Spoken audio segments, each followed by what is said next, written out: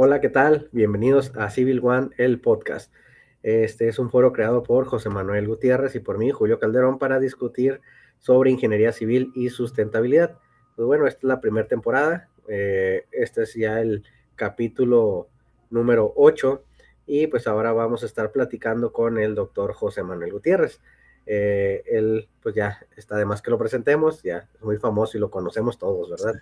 Entonces, ahora va a estar hablándonos sobre uno de sus artículos publicados, pero no antes quiero comenzar diciéndoles que tenemos nuevas redes sociales, ¿no? Estamos disponibles en Spotify, aquí está el código QR, YouTube también, y aquí abajo están otros códigos QR en el cual nos van a poder encontrar también, ¿no? Para que nos sigan, nos vean y aprendan un poquito más también sobre las investigaciones que realizamos aquí en Ingeniería Civil. Pues bueno, regresando, José Manuel nos va a hablar ahora sobre el transporte colectivo e implicaciones sociales respecto a la marginación urbana. Y pues bueno, José Manuel, te cedo la palabra. Gracias, Julio. Un gusto estar aquí de nuevo.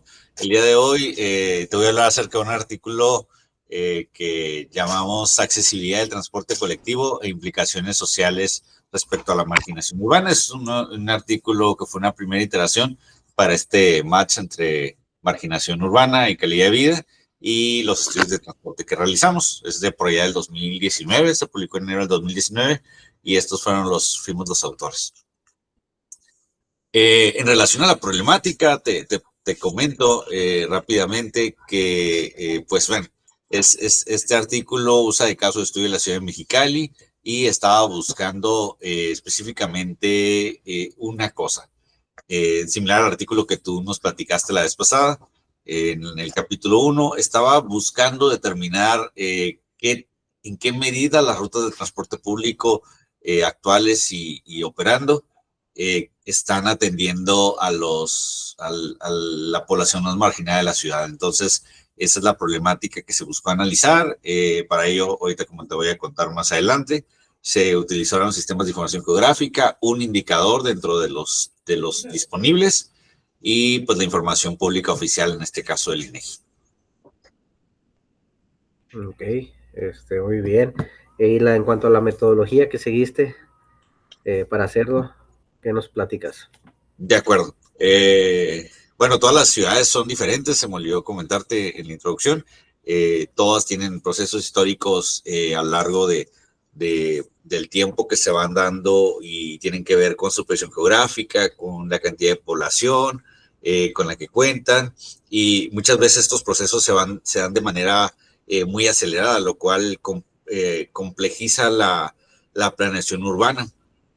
Se generan asentamientos irregulares en zonas que necesariamente son las más adecuadas y muchas veces las características de las personas que están en las periferias, pues incluso al interior de la ciudad pueden ser precarias en algunos casos. En este sentido, y considerando que la planeación de transporte muchas veces no ha sido pues no ha ido a la par conforme a la problemática relacionada con el desarrollo urbano, se realizó la siguiente metodología que consta principalmente de identificar en dónde se encuentran las personas con algún grado de marginación, primero identificar en qué grado se encuentran y para ello es importante considerar estudios previos o zonificaciones existentes.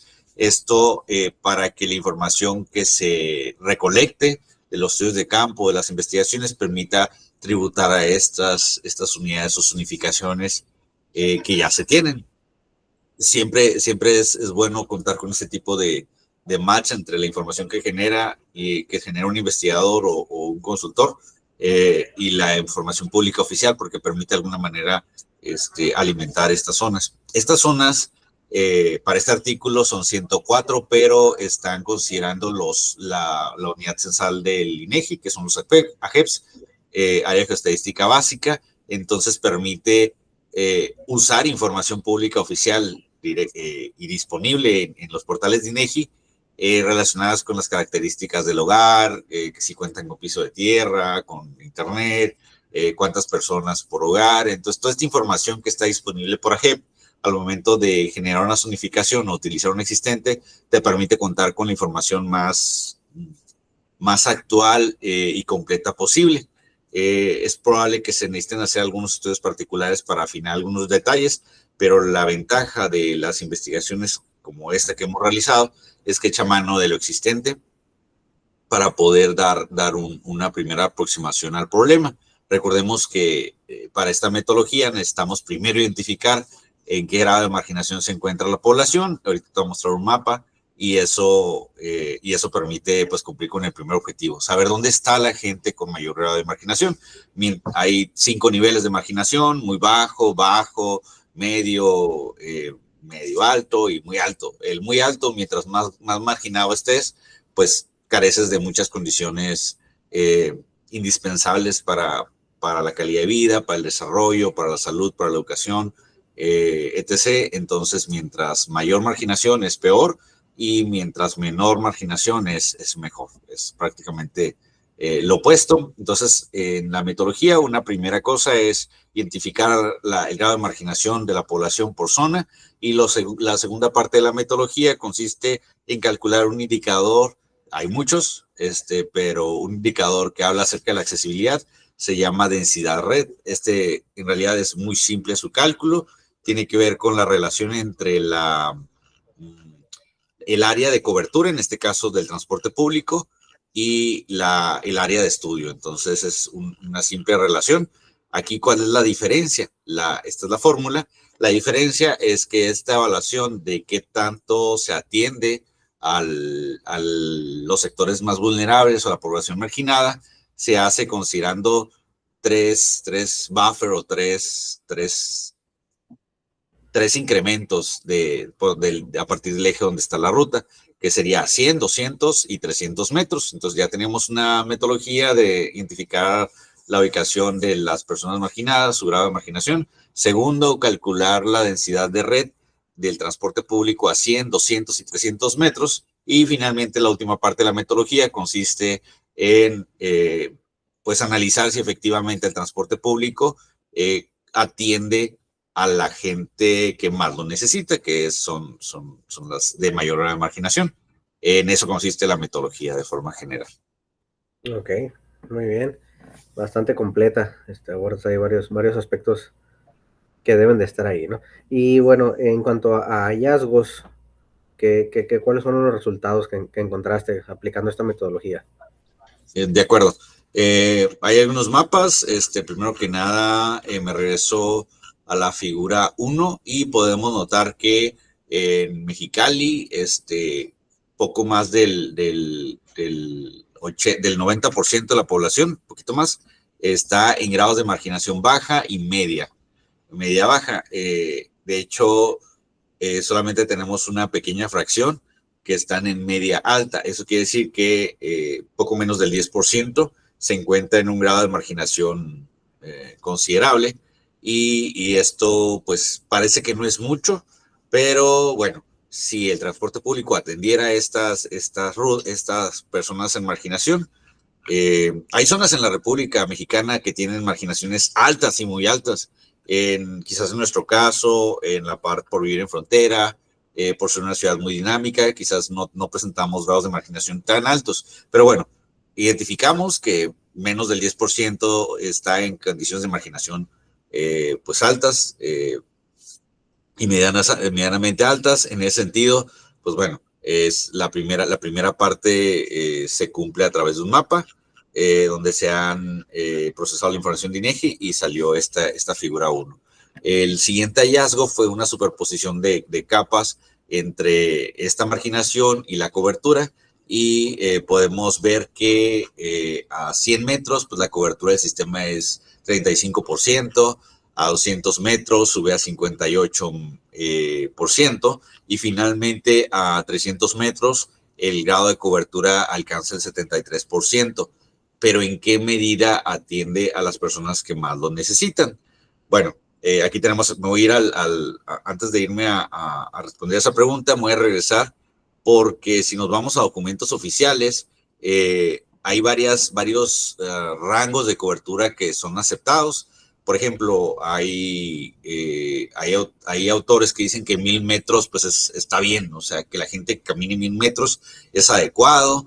Sin embargo, el Banco Mundial dice que de 300 a 500 metros, pues es una buena distancia para caminar, pero si consideramos las condiciones climáticas extremas de 40 grados centígrados en verano o superiores y que no tenemos, digamos, accesibilidad peatonal, vegetación que nos proteja, pues hace complicado caminar y desplazarse. Tenemos algunas discontinuidades que complican un poco la movilidad. En ese sentido, si nos vamos a fuentes oficiales donde pudiéramos llegar hasta 500 metros, Mexicali reporta que tiene cobertura del 90%, yéndonos hasta 500 metros, cosa que pues pareciera que es bueno, pero ya al momento de analizarlo en función de esta cobertura de 300 metros, nos damos cuenta que la cobertura real, quitando estos porcentajes que suelen tener, que se superponen, un hallazgo es que la cobertura es muchísimo menor a la reportada por los organismos oficiales. Tiene un poco que ver con la metodología que se lleva a cabo, pero pues lo preocupante es que tenemos una cobertura muchísimo menor a una distancia que difícilmente, pero aceptable, la gente caminaría, desplazarse 300 metros, quizás 500, pero no en verano. Entonces, las condiciones no son propicias para la caminata, entonces tenemos que tener una cobertura de transporte público bastante buena. Y en ese sentido, pues, ¿cómo atendemos a las personas pues con mayor grado de marginación? Bueno, de estas 104 zonas, 30% de la cobertura de alguna ruta, pues el transporte público la atiende. 12 zonas que son de las que están en una marginación más o menos en grado medio, se encuentra entre el 30 y 50% de la cobertura. Sin embargo, 23 zonas cuentan con solamente una condición satisfactoria entre el 50 y el 70%. Entonces nos estamos dando cuenta de que la gran mayoría sí cuenta con una condición satisfactoria, pero ¿y el porcentaje restante? ¿Qué pasa con este otro 30%? Tiene condiciones a veces adecuadas, a veces con o sin cobertura, y esto presenta varios retos. No necesariamente la cobertura de las zonas, estamos hablando de un volumen de zonas, no necesariamente son las que más lo necesitan, y este estudio revela claramente que las rutas deciden no pasar por los tramos o última milla, cuando son en las periferias, que es donde habíamos localizado a las personas con mayor marginación, pues difícilmente llegan. Llegan de forma muy espaciada. Entonces, esa cobertura para cada una de las distancias, 100, 200 y 300 metros, se resume en la tabla 1, y ahí podemos ver la marginación, media alta, baja, muy baja, y nos estamos dando cuenta de que aún a 300 metros hay algunas zonas que tienen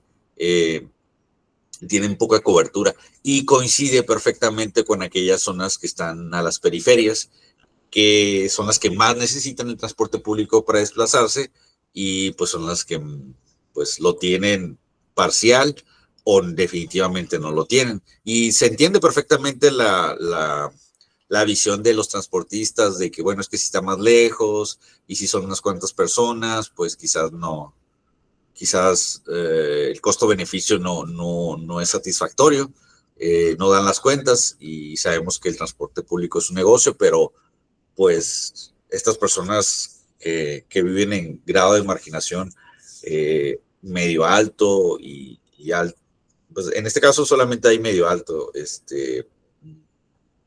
pues quizás no tienen la culpa de que sea más costoso llegar por ellos y moverlos. O sea, son ciudadanos de nuestra ciudad y tienen un valor, y son justamente los que menos recursos tienen para moverse o hacerse un automóvil. Y eso que estamos en frontera, y el fenómeno de los autos chocolate, pues definitivamente ha sido algo que ha crecido mucho, pero si estas personas batallan muchísimo para hacerse de un carro, es porque están esperando que el servicio público, el transporte público, sea la respuesta para para sus desplazamientos. El transporte público se considera la columna vertebral de la movilidad urbana sustentable, y dentro de la sustentabilidad también está un componente social que vale la pena señalar, que son estas personas. ¿Qué pasa cuando el transporte público no atiende? Ya me voy a ir a las conclusiones, Julio, ya sé que tengo como una hora hablando. ¿Qué pasa cuando estas rutas o el transporte público no atiende a la población que más lo necesita? Pues se amplían estas brechas de marginación, esta diferencia entre pobres y ricos, cada vez se hace más grande, y le quitas oportunidades. El transporte público no solamente es un indicador o un referente de movilidad urbana sustentable, también es la posibilidad de mejorar la calidad de vida de las personas, y creo firmemente que el transporte tiene ese potencial. Y sé que es un negocio, pero también sé que puede hacer que las ciudades sean más seguras, bajar los índices de delincuencia, cuando las personas tienen acceso a buenos empleos, bien remunerados, cuando tienen acceso a la educación, a la salud. Tengo la firme convicción de que no solamente basta con que 91 de las 104 zonas tengan una cobertura satisfactoria del transporte público en 300 metros. Estoy convencido de que todos merecemos la posibilidad de contar con este servicio, porque puede mejorar la calidad de vida de todos. Y pues no sé, la verdad es que amo el concreto, pero también me toca el corazón la influencia que podemos tener a través de las políticas públicas, de la ingeniería y reingeniería de lo que hacemos en el transporte. Estoy orgulloso de pertenecer al cuerpo académico del que soy miembro, y pues no más falta que nos hagan caso las autoridades y los transportistas, porque aquí propuestas no faltan. De hecho, un poco más adelante te va a platicar el doctor Alejandro Sánchez Atondo y Leonel García. Tenemos un artículo que está en la primera temporada, que estamos esperando que lo aprueben, ya estamos en las observaciones. Esta es la primera iteración.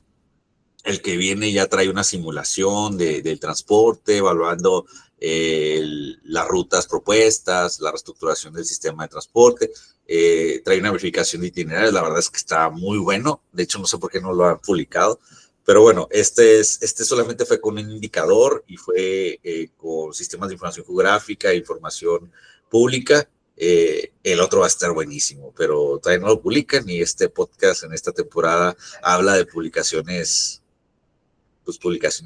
publicadas, investigaciones publicadas. Entonces, esperemos que salga al final de esta primera temporada, como para que sea la cerecita en el pastel. Pero agradecerte que me dejes hablar tanto. Es que me apasionan a veces esos temas, pero bueno, ya sabes cómo es tu servidor. No, sí, muy bien, José Manuel. No, sin duda, pues al final de cuentas todas estas investigaciones las hacemos para hacer aportar un granito de arena, ¿no? En, en, en la vida cotidiana de las personas. O sea, creemos que todas las investigaciones deben de tener un impacto social, ¿no? Debemos de contribuirle a las personas, a los habitantes de las ciudades, ¿no? Pues muchísimas gracias. De hecho, ahorita, pues terminando este podcast, pues vamos al Colegio de Ingenieros Civiles a revisar una creación de reglamento de zonificación y usos de suelo para Mexicali, ¿no? Entonces, vamos ahí a poder levantar la mano y dar nuestras experiencias desde el ámbito académico para que las tomen en cuenta, ¿no? Vamos a defender un poquito esa parte. Y pues nada, pues muchas gracias por habernos escuchado a todos. Este fue el capítulo número 8 con el doctor José Manuel Gutiérrez y el transporte colectivo e implicaciones sociales respecto a la marginación urbana. Y pues bueno, los esperamos en el siguiente episodio para tratar otro tema de interés para la ingeniería civil. Muchas gracias, José Manuel. Hasta luego. Hasta luego. Bye.